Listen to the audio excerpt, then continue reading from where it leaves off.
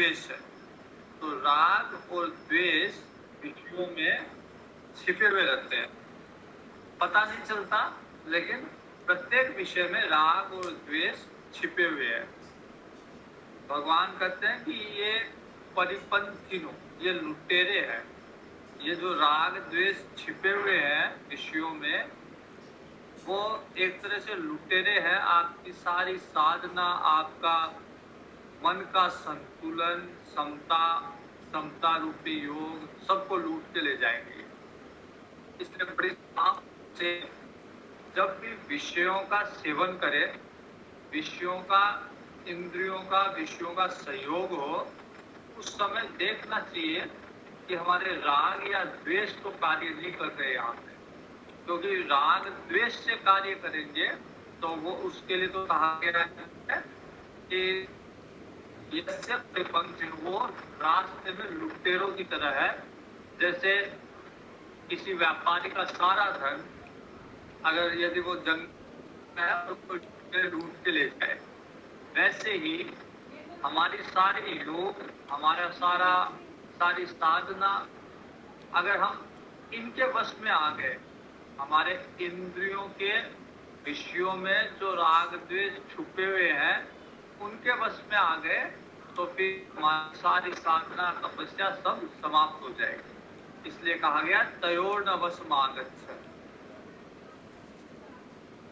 तो जिस समय व्यवहार करें उस समय बड़ी सतर्कता से ये देखें कि क्या हम राग द्वेष से तो व्यवहार नहीं कर रहे।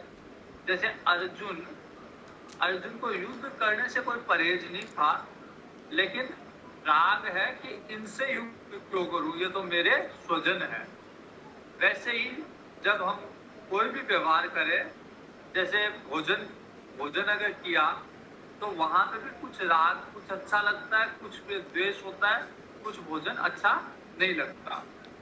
तो बिना राग द्वेष के इस विवेक से कार्य करना चाहिए कि अच्छा मेरे लिए कल्याणकारी क्या है, मेरे लिए अल्टीमेट गुड क्या है। तो जैसे यदि डॉक्टर ने बताया है, कुछ डिस्क्रिप्शन दिया है कि आपको ये परहेज रखना चाहिए और ये खाना चाहिए, तो वहां पे राग द्वेष कार्य नहीं आएगा। दवाई कितनी कड़वी हो, लेनी है तो लेनी है। अगर डॉक्टर ने कुछ खाने के लिए कहा है या कुछ खाने के लिए मना किया है, जैसे जुकाम लगी हुई है और डॉक्टर ने कहा कि भाई आइसक्रीम मत खाओ, तो बिना राग द्वेष के, बिना इसके कि ये मेरे को अच्छी लगती है, मैं क्यों नहीं खाऊंगा, मन करता खा लूं, बिना राग या द्वेष के अपना कार्य करना चाहिए। इंद्रियों का और इंद्रियों के विषयों का व्यवहार बिना राग द्वेष के विवेक के अनुसार करना चाहिए। श्रेयान स्वधर्मो विगुणः पर धर्मात् स्वनुष्ठितात्, स्वधर्मे निधनम श्रेयः पर धर्मो भयावहः। भगवान कहते हैं कि स्वधर्म में तो मरना भी अच्छा है। जो हमारा स्वयं का धर्म है उसमें तो निधनम श्रेय है, उसमें मरना अच्छा है, क्योंकि पर धर्म, दूसरे का धर्म भयावह होता है। श्रेयान स्वधर्मो विगुण है, भले ही स्वयं का धर्म विगुण है, कुछ अवगुण के साथ हो, लेकिन स्वयं का धर्म ही हमें कल्याण की तरफ ले जाता है। अगर हमारा मन भटकाते रहेंगे कि ये मेरा धर्म नहीं है, ये मेरा कार्य नहीं है, मैं दूसरा कार्य करूं, तो उससे कल्याण नहीं होगा, उससे मन की चंचलता बढ़ेगी। इसलिए कहा गया है कि स्वधर्मे निधनम श्रेय। दूसरी तरह से इसे ऐसे देखा जा सकता है कि कर्म को उपार्जन का साधन नहीं बताया। आज के युग में कर्म हम सिर्फ अर्थ पाने का साधन मानते हैं कि हम जो कर्म करते हैं पैसे मिलने चाहिए। इन जो ग्रंथों के जो निर्देश है या ग्रंथों की जो शिक्षा है, उसके अनुसार कर्म केवल उपार्जन का साधन नहीं है, बल्कि हम उस कर्म से विराट पुरुष की अर्चना कर रहे हैं। जैसे अगर कोई स्त्री है, गृह कार्य कर रही है, तो वो गृह कार्य करते हुए भी पूरे परिवार को समर्थन दे रही है, पूरे परिवार का कार्य कर रही है। कोई बाहर कमा रहा है तो वो कमाने के लिए कमा रहा है, अगर वो तो कमा रहा है तो वो पूरे परिवार को समर्थन दे रहा है, परिवार उसी से चल रहा है। कोई बच्चा अगर पढ़ाई कर रहा है तो वो भी परिवार के लिए कर रहा है, क्योंकि उसको बड़ा पता है कि आगे जाके ये बच्चा ही संभालेगा परिवार को। वैसे ही हम जो भी कार्य करते हैं वो समाज पे हमारा योगदान है। जैसे डॉक्टर अगर अच्छा डॉक्टर हो तो वो समाज के लिए एक योगदान है। अगर कोई व्यापारी अच्छा व्यापार करे, अच्छी वाजिब कीमत पे समाज को सामान उपलब्ध करा रहा है, तो फिर वो समाज की सेवा कर रहा है। तो इस तरह से सब मिलके उस विराट रूप की, जो कि संपूर्ण सृष्टि उसका रूप है, उसकी सेवा कर रहे हैं। तो जो अपना नियत कर्म है उसी को भली भांति करना चाहिए। तरह तरह के या दूसरों का धर्म देख के ये प्रयास करना चाहिए कि मैं अपना काम छोड़ के उस वाला काम कर लूं। इससे मन की चंचलता बढ़ेगी, मन स्थिर नहीं रह पाएगा। अर्जुन वाच, अब अर्जुन का एक प्रश्न है यहाँ पे। अर्जुन प्रश्न करता है, अथ केन प्रयुक्तोऽहं पापं चरति पुरुषः अनिच्छन्नपि वाष्णेय बलादिव नियोजितः। अर्जुन कहते हैं कि हे कृष्ण, संसार में लोग बिना इच्छा के भी पाप करते हैं, बलादिव नियोजित, जैसे जबरदस्ती किसी को बलपूर्वक उस कार्य में लगा दिया। केन प्रयुक्तोऽहं पापं चरति पुरुषः, लोग पाप का आचरण करते हैं बलादिव, जबरदस्ती, खुद की इच्छा नहीं होती, अनिच्छन्नपि, खुद की इच्छा नहीं होती फिर भी लोग पाप करते हैं। तो इसका क्या कारण है? भगवान कहते हैं, अर्जुन श्री भगवान वाच, भगवान कहते हैं इसका कारण है काम एष क्रोध एष रजोगुण समुद्भव है। भगवान कहते हैं कामना के कारण और क्रोध के कारण लोग अपराध करते हैं, लोग पाप करते हैं बिना इच्छा के। जैसे किसी की इच्छा ना हो कि मैं किसी की हत्या करूं, लेकिन उसे क्रोध आ गया, क्रोध के आवेश में कुछ क्षण के लिए ऐसा क्रोध आया कि वो हत्या कर देगा, फिर उसको पछतावा भी होगा, फिर उसको लगेगा कि मैं तो करना ही नहीं चाह रहा था लेकिन कैसे हो गया। तो भगवान कहते हैं ये काम और क्रोध, कामना और क्रोध दो ऐसे शत्रु है कि ये बलात्कार जबरदस्ती लोगों से पाप करवा लेते हैं। और ये कैसे उत्पन्न होते हैं? रजोगुण समुद्भव है। रजोगुण के बढ़ जाने से, जब सतोगुण नहीं रहेगा, रजोगुण बढ़ जाता है, तो वहां पे काम और क्रोध उत्पन्न होते हैं। और ये दोनों महाशनो महापापमा विद्येन मिह वैरिणम, ये अघाने वाले हैं। मतलब इनमें कितना भी पाप, जैसे क्रोध आए तो कितना भी क्रोध आओ वो बढ़ता जाएगा क्रोध। ऐसे नहीं होता कि मतलब मैं तो इतना ही क्रोध करूंगा, मतलब शांति देने वाले नहीं है, बल्कि अघाने वाला और बड़ा पापी है। तो बहुत इनकी खुराक बहुत है, बहुत खाने वाले हैं। महाशनो महापापमा विधियेन मिह वैरिणम। और इन सबको तू अर्जुन वैरी समझ, अपना दुश्मन समझ। रामचरितमानस में भी 3 प्रबल दुश्मन बताए हैं, काम क्रोध लोभ, ये 3 प्रबल शत्रु है व्यक्ति के। तो यहाँ पे भी भगवान कहते हैं काम एष क्रोध एष, काम और क्रोध विधि है मिह वैरी न, ये वैरी दुश्मन की तरह है। भूमे ना प्रियते भक्ति यथा दर्शो मलेन च, यथोल्बेनावृतो गर्भस्त तेनेदमादम। तीन उदाहरण दिए हुए हैं कि भगवान ने सारा कर्म योग का ज्ञान दे दिया। अब भगवान कहते हैं कि ये कर्म योग का जो मेरा ज्ञान है ये सब में है, लेकिन फिर भी ये ज्ञान लोगों का ढका हुआ रहता है। ढका हुआ क्यों रहता है?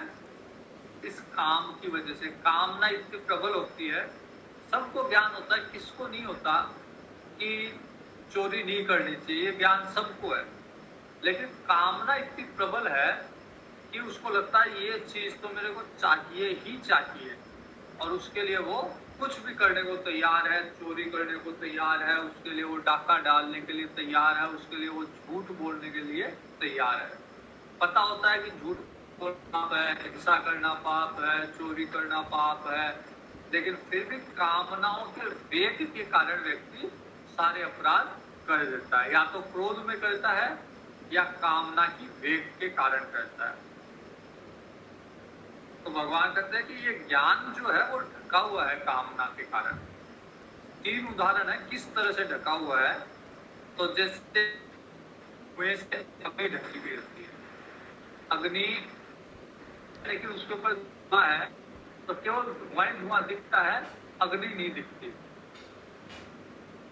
दूसरा उदाहरण, जैसे दर्पण है, शीशा है, और शीशे में धूल लग गई, मैल लग गया, तो अब शीशा नहीं दिखेगा, आप उसमें अपनी शक्ल नहीं देख सकते, बल्कि वो मैल है।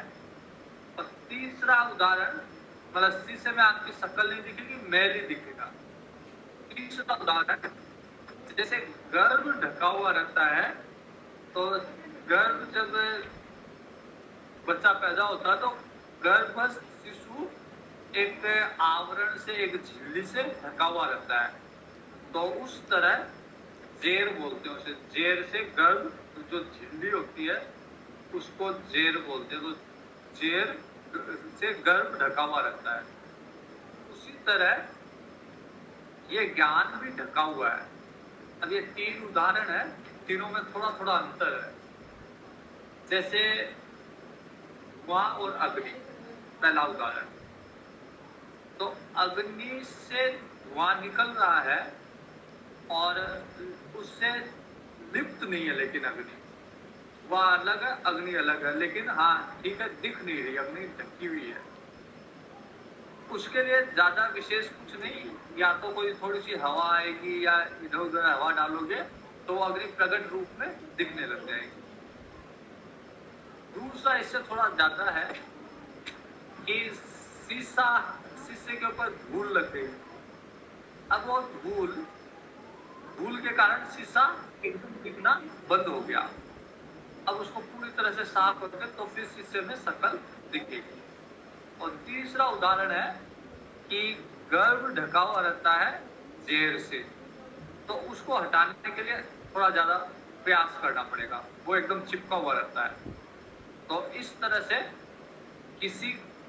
किसी का ज्ञान कामना के कम वेग से, किसी का ज्ञान कामना की अधिक वेग से ढका हुआ है। लेकिन सब कुछ ज्ञान सबको है, लेकिन कामना का वेग ऐसा होता है कि वो उस क्षण के लिए व्यक्ति को भ्रमित करके ज्ञान को ढक के और कुकर्म या अपराध सब करवा लेते हैं उससे। आवृतम ज्ञानमेतेन ज्ञानिनो नित्यवैरिणा काम रूपेण कौन्तेय दुष्पूरेणानलेन च। भगवान कहते हैं अर्जुन, ये कभी भी कामना पूर्ण नहीं होती। जैसे अग्नि में अगर घी डालते जाओ तो अग्नि प्रज्वलित होती जाएगी, अग्नि कभी भी बंद नहीं होगी। वैसे ही व्यक्ति की कामना कभी भी पूर्ण होने वाली नहीं है। ज्ञानिनो नित्य नित्य वैरी, ये मनुष्य के ज्ञान के लिए एक वैरी की तरह है, दुश्मन है ये मनुष्य की कामना, क्योंकि इससे व्यक्ति का ज्ञान ढक जाता है। कितना ही ज्ञानी हो, लेकिन जब कामना का वेग होगा तो उसको लगेगा ये चीज तो चाहिए ही चाहिए, और उस वेग के कारण वो कोई भी अपराध करने को तत्पर हो जाएगा। इंद्रियाणि मनो बुद्धि अस्याधिष्ठानमुच्यते एतैर्विमोहयत्येष ज्ञानमावृत्य देहिनम्। ये कामना रहती कहाँ है? तो भगवान कहते 3 स्थान है, इंद्रिय मन बुद्धि, ये वासना के स्थान है। कामना वासना इनके स्थान या तो इंद्रियों में रहेगी, या मन में, या बुद्धि में। तो वहां से मन में, बुद्धि में, इंद्रियों में कामना है, और वहीं से वो ज्ञान को आच्छादित करती है, ज्ञान को ढकती है, और उसी के कारण ये जीवात्मा मोहित हो गया। तस्मात् त्वमिन्द्रियाण्यादो नियम्य भरतर्षभ पापमानं प्रजहीहेनं ज्ञान विज्ञान नाशनम। किसी ने हैंड रेज किया है? कोई प्रश्न है क्या किसी का? कुछ पूछते हैं क्या? दीपक जी ने हैंड रेज किया है, कुछ पूछना चाह रहे हैं?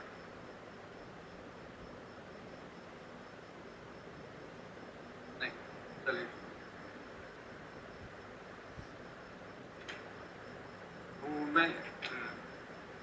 तो कामना मन में, बुद्धि में और इंद्रियों में कामना का निवास स्थान है, वहां रहती है कामना।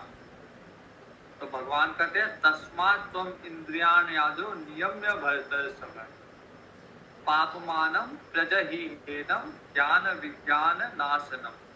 इसलिए अर्जुन, भगवान कहते हैं अर्जुन, इसलिए पहले तू अपने इंद्रियों को वश में कर, इंद्रियों को अनुशासित कर, और जिसके कारण ये ज्ञान विज्ञान का नाश हो जाता है। ज्ञान होते हुए भी व्यक्ति उस ज्ञान के विपरीत आचरण कर जाता है कामना के कारण, और क्योंकि ये कामना इंद्रियों में रहती है, मन में रहती है, तो मन और इंद्रियों को वश में करना चाहिए, ये हमारे नियंत्रण में होने चाहिए। होते हैं हम इनके नियंत्रण में, जैसे मन किया वैसे कार्य कर लिया, लेकिन मन हमारे नियंत्रण में होना चाहिए कि जहां हम चाहें वहां मन को लगाएं, ना कि मन के कहने पे हम कार्य करें।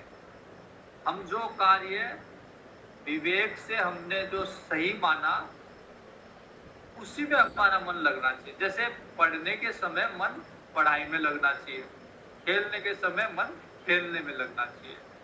तो जहां मन को हम लगाना चाहे वहां मन लगना चाहिए, ना कि मन के अनुसार हमें लगना चाहिए।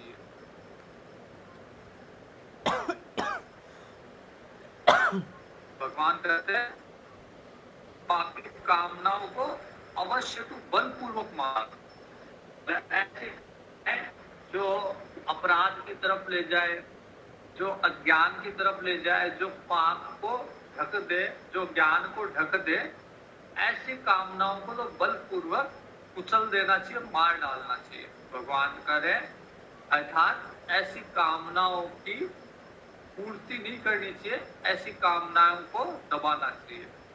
इंद्रियाणि प्राणाहुः इंद्रियभ्यः परं मनः मनसस्तु परा बुद्धिर्यो बुद्धेः परतस्तु।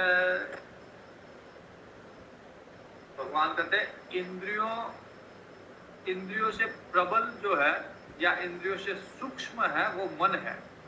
इंद्रियों को फिर भी आप नियंत्रण में कर सकते हो, वश में कर सकते हो।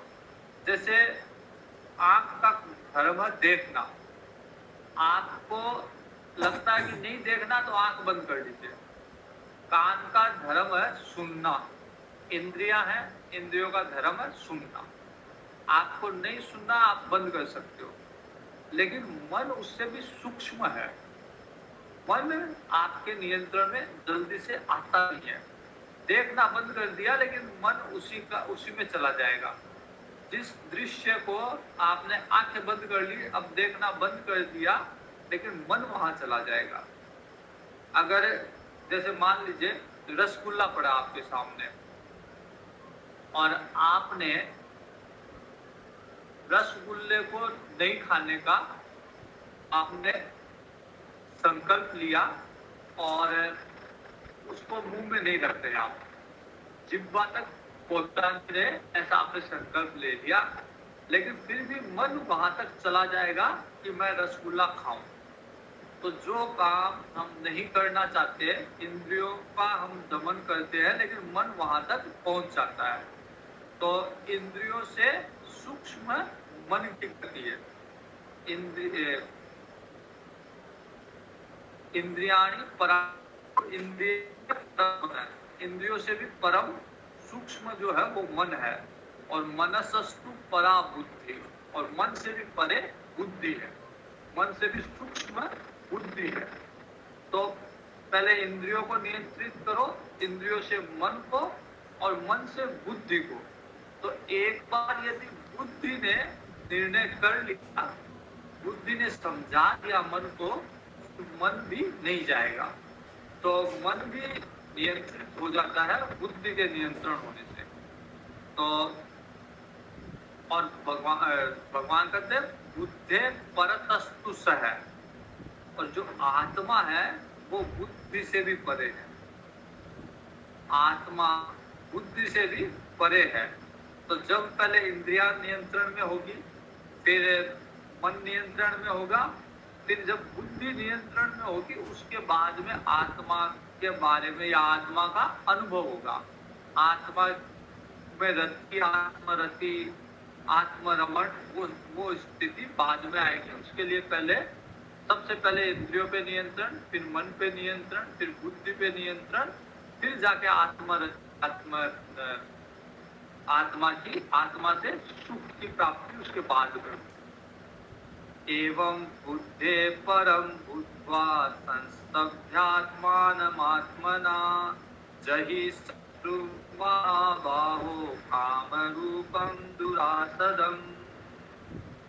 इस प्रकार बुद्धि से परे उस सूक्ष्म, बलवान और अत्यंत श्रेष्ठ आत्मा को जान।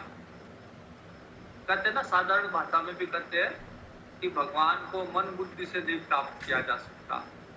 तो वैसे ही आत्मा क्या है? आत्मा भगवान का ही रूप है। तो आत्मा को भी मन और बुद्धि से परे है। आत्मा कहो या भगवान कहो, मन बुद्धि से परे। तो भगवान कहते हैं उस सूक्ष्म आत्मा को, अत्यंत श्रेष्ठ आत्मा को तू समझ, उसको जान, उसकी अनुभूति के लिए प्रयास कर, और पहले बुद्धि के द्वारा मन को वश में कर। बुद्धि ही मन को वश में कर सकती है। अब मन अपने आप, मन का स्वभाव तो चंचल है, तो अपने आप मन से मन को नियंत्रित नहीं हो सकता। बुद्धि से मन को जब विवेक जागृत होता है, जब विवेक के प्रति समर्पण बुद्धि होती है, तो बुद्धि होती है उस विवेक में, तब फिर मन नियंत्रण में होता है। तो इस तरह भगवान कहते हैं, इस तरह तुम इस काम रूपी दुर्जय शत्रु को मार डाल। क्योंकि ये शत्रु, ये कामना ज्ञान के ऊपर पर्दा डालती है। तो ज्ञान होने के बाद भी ज्ञान को ढकते ये कामनाएं, तो ये एक शत्रु की तरह इनको मार डाल, इनको महत्व मत दे, और इनको जैसे ये कामना जागृत हो वही कुचल दे। इस तरह से तीसरा अध्याय संपूर्ण हुआ। ओम तत्सदिति श्रीमद्भगवद्गीतासु उपनिषत्सु ब्रह्म विद्यायां योग शास्त्रे श्री कृष्ण अर्जुन संवादे कर्म योगो नाम तृतीयोऽध्याय है। अब चतुर्थ अध्याय में, अब ये जो भगवान ज्ञान दे रहे हैं अर्जुन को, अर्जुन के मन में कहीं ना कहीं ये है कि ये तो मेरा सखा है, ये तो मेरे बुआ का बेटा है, मामा का बेटा है। तो अर्जुन को लग रहा है कि ये मेरे जैसा ही है। अर्जुन के मन में ये आभास नहीं है कि ये भगवान है। इसलिए भगवान ने अपना स्वरूप व्यक्त करने के लिए, ताकि अर्जुन को इस ज्ञान की का महत्व पता चले, इस ज्ञान में उसकी प्रतिष्ठा हो, इसलिए भगवान ने अपना स्वरूप को व्यक्त करना चाहा अर्जुन के समक्ष। इसलिए भगवान जानबूझ के एक बात कहते हैं, पते योगम प्रोक्तवानहम अव्ययम् विवस्वान् मनवे प्राह मनुरिक्ष्वाकवे ब्रवीत्। भगवान कहते हैं कि अर्जुन, ये जो ज्ञान है मैंने सबसे पहले सूर्य को दिया, और सूर्य ने इसको मनु महाराज को दिया, और मनु महाराज ने राजा इक्ष्वाकु को दिया। तो इस तरह से ये परंपरा में ज्ञान आ रहा है।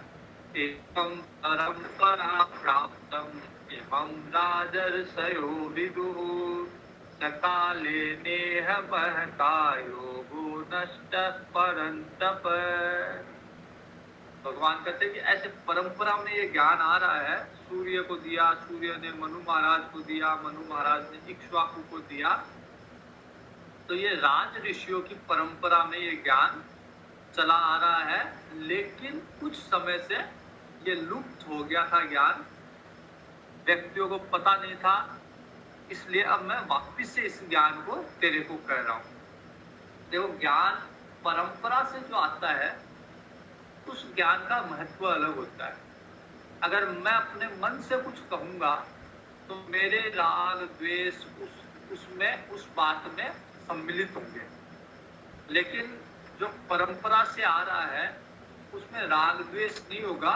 उसमें वो एक तरह से अंग्रेजी में कहते हैं ना, टाइम टेस्टेड, कि वक्त के साथ उसको वजन किया हुआ है, तोला हुआ है, उसकी परीक्षा होगी। जैसे कोरोना के समय जब वैक्सीन आई थी नहीं, तो हर कोई उसको लेने से घबरा रहा था। सबको ये एक आशंका थी कि इसके साइड इफेक्ट क्या होंगे, क्योंकि उसके पहले उस वैक्सीन का प्रचलन नहीं था। जैसे साधारण जो वैक्सीन चलती है, जो जैसे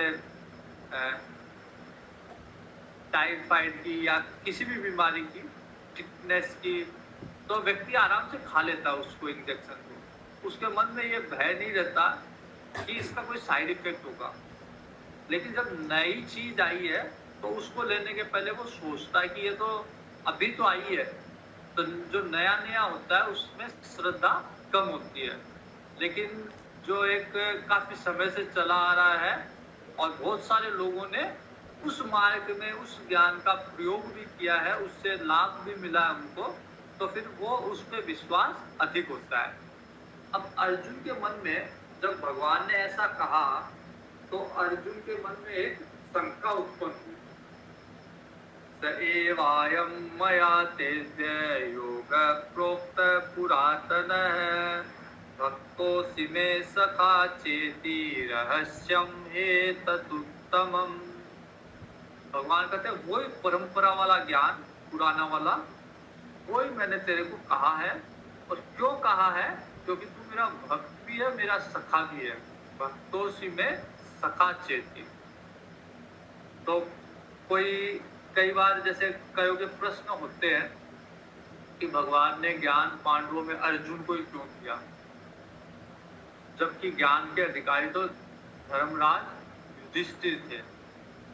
लेकिन इसीलिए दिया क्योंकि भगवान स्वयं कहते हैं कि भक्तों में सखा चेती, तू मेरा भक्त भी है, मेरा सखा भी है, इसलिए मैं तेरे को ये दिव्य ज्ञान दे रहा हूँ। तो जहाँ श्रद्धा होती है, भक्ति होती है, रामचरितमानस में एक चौपाई है कि अगर कोई श्रद्धा से पूछे या योग्य अधिकारी हो तो ज्ञानी पुरुष, महात्मा, साधु पुरुष गूढ़ से गूढ़ रहस्य को, गुप्त से गुप्त ज्ञान को भी नहीं छिपाते, सब प्रकट कर देते हैं। तो वैसे ही भगवान कहते हैं कि तू भक्त है, मेरा सखा है, इसलिए मैं तेरे को ये गुप्त रहस्य, ये गुप्त ज्ञान दे रहा हूं। अब इस बात को सुन के अर्जुन के मन में एक शंका उत्पन्न हुई कि भाई मैं और भगवान श्री कृष्ण लगभग बराबर सी उम्र है हमारी, और ये कह रहे हैं कि मैंने अर्जुन को दिया। भगवान कह रहे हैं कि मैंने ये ज्ञान सूर्य को दिया, सूर्य ने मनु महाराज को, मनु महाराज ने इक्ष्वाकु को। तो सूर्य तो बहुत पहले जन्मा होगा, पृथ्वी के आदि में जन्मा होगा, और कृष्ण अभी जन्मा हुआ है।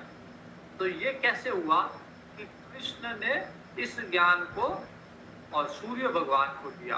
तो अर्जुन कहते हैं अपरम भवतो जन्म परम जन्म विवस्वतः कथम एतद् विजानीयाम त्वमादो प्रोक्तवानिति।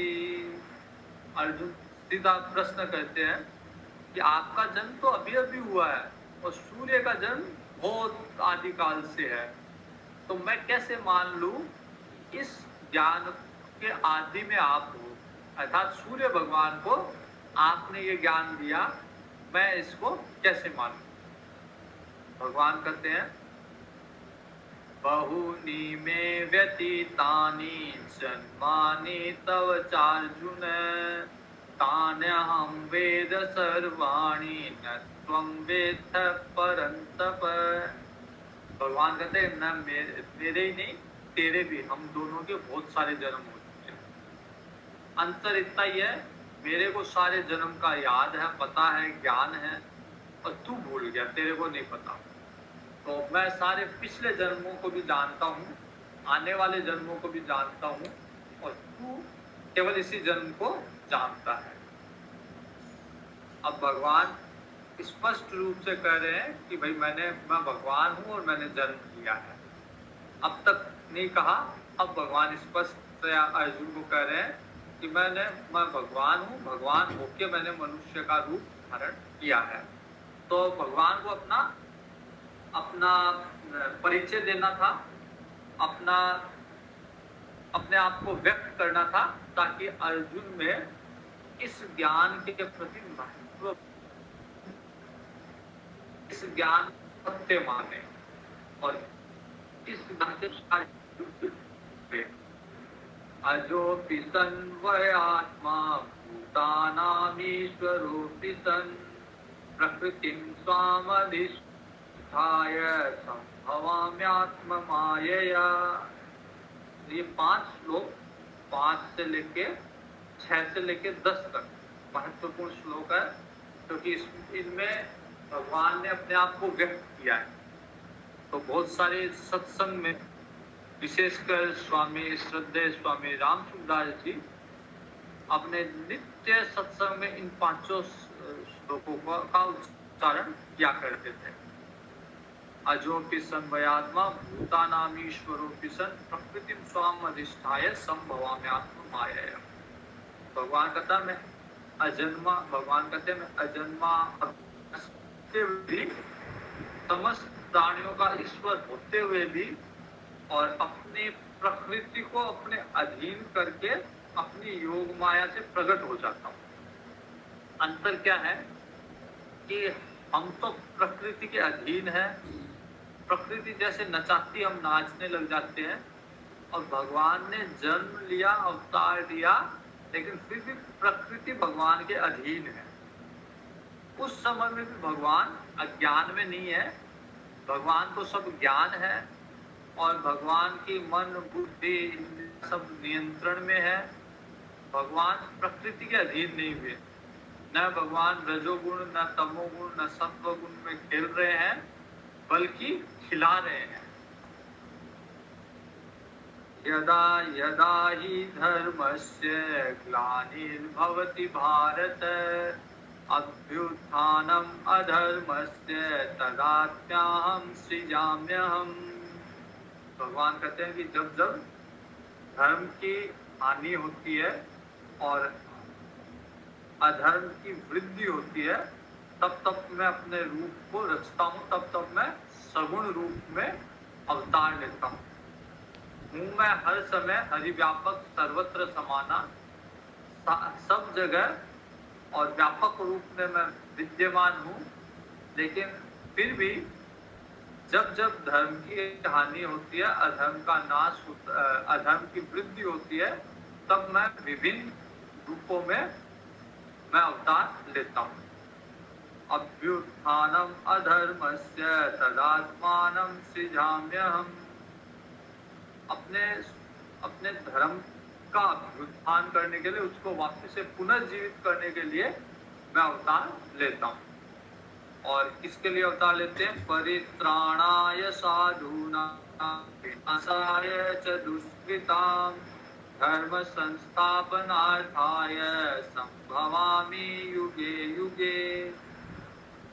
हर युग में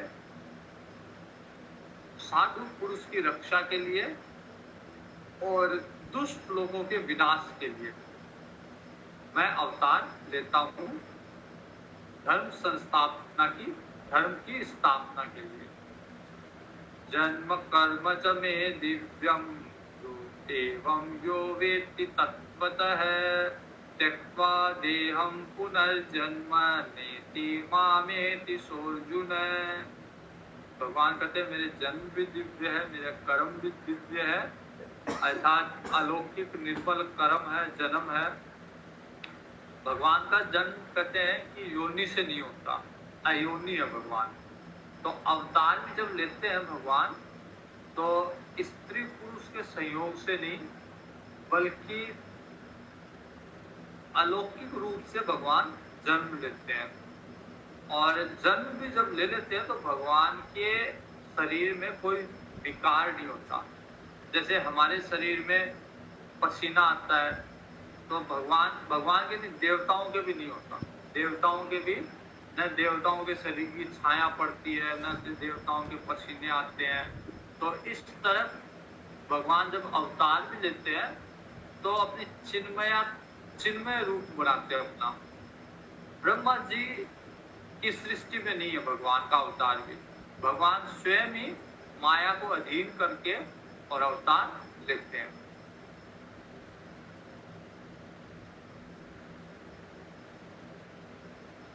तो इसलिए भगवान का जन्म भी दिव्य है और कर्म भी दिव्य है। मैंने एक बार पहले भी बताया था कि भगवान का कर्म जो है वो कर्म नहीं है, लीला है।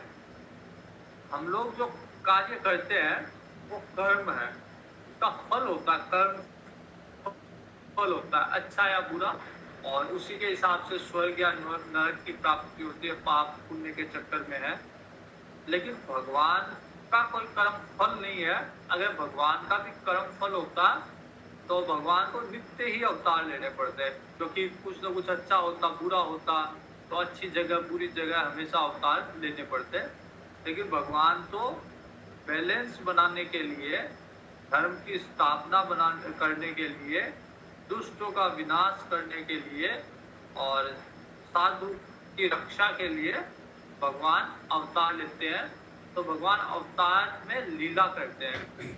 वो लीला का उद्देश्य केवल यही है ताकि भविष्य में लोग उस लीला का सुमिरन करके, उस लीला में अपनी बुद्धि लगा के, अपने मन को वहां रमण करवा के उससे मन बुद्धि को शुद्ध करे। और कोई लीला का कोई बड़ा महत्व नहीं है। एक ही महत्व है कि इसके द्वारा भक्तों की बुद्धि शुद्ध होती है, भगवान की लीला का चिंतन करके। और योगी जो होते हैं उनकी का कर्म जो होता है वो केवल क्रिया होती है, वो कर्म नहीं है, उसका भी कोई फल नहीं होता। लेकिन जैसे कोई साधारण क्रिया कर रहा है बिना किसी कर्म फल के, वैसे योगी का कर्म होता है। तो भगवान कहते हैं कि मेरा जन्म, मेरा कर्म सब दिव्य है, जन्म कर्म च मे दिव्यम। और इस रहस्य को कोई जान जाएगा तो त्यक्त्वा देहम पुनर्जन्म, फिर उसका पुनर्जन्म नहीं होगा, फिर वो भी मुक्त हो जाएगा, मेरी तरह बन जाएगा। जैसे मैं प्रकृति के अधीन नहीं रहता, वो भी प्रकृति नहीं रहेगा। भय क्रोधा मया मामुपाश्रिताः बहवो ज्ञान तपसा भूता मद्भाव मागताः।